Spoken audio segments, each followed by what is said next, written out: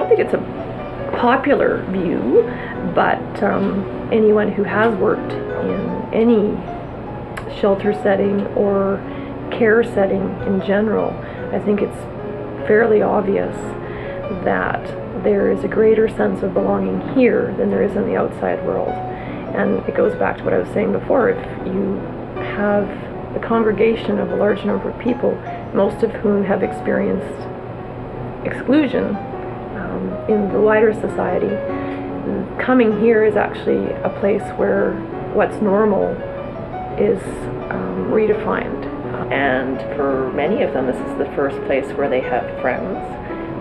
It's the first place where people speak to them as an equal human being, where people ask them questions about themselves and their lives without recoiling in horror when they answer.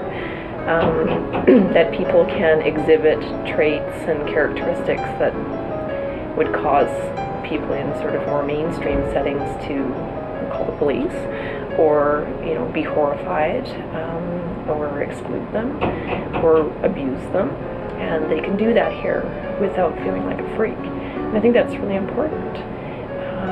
They can express all those things and behaviors that you're not allowed to anywhere else, and still be allowed to be here, still be part of, still be included.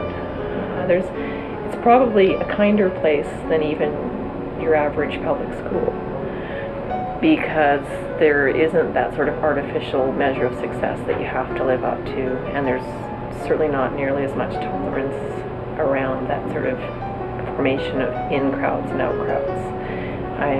Not that there isn't a hierarchy, but it's a hierarchy where there's actually a place for everyone, which is unusual.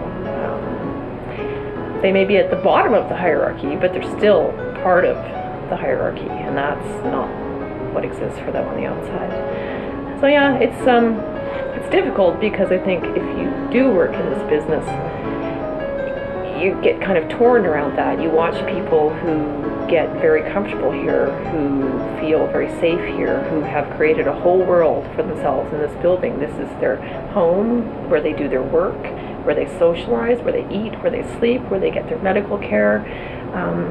Everything happens here in one building. And I guess on the one hand, that's kind of frightening, because you worry that that's not going to be enough, that they're not necessarily going to be able to stay here forever, and at some point it would be of value to have connections outside of that, because it's incredibly insular. And I worry that we're actually setting them up, that they've become protected in this environment, and when they go back out there, it's going to be doubly hard, because they've grown accustomed to being treated well, and I know that that's not going to happen when they go out there. On the other hand, that's only a bad thing if you think that everyone has to leave here. If we go to a place of saying that maybe we need to start thinking of shelters and similar kinds of settings as housing options, as permanent communities and residences where people can stay throughout their life, then maybe that's not a bad thing. It becomes a much less structured and controlling replacement for what we've lost in terms of institutions and other care settings, without some of the bad things that go with those kind of highly structured institutions, where it's voluntary. Right? People are voluntarily choosing to reside in a place where they get a lot of support and care.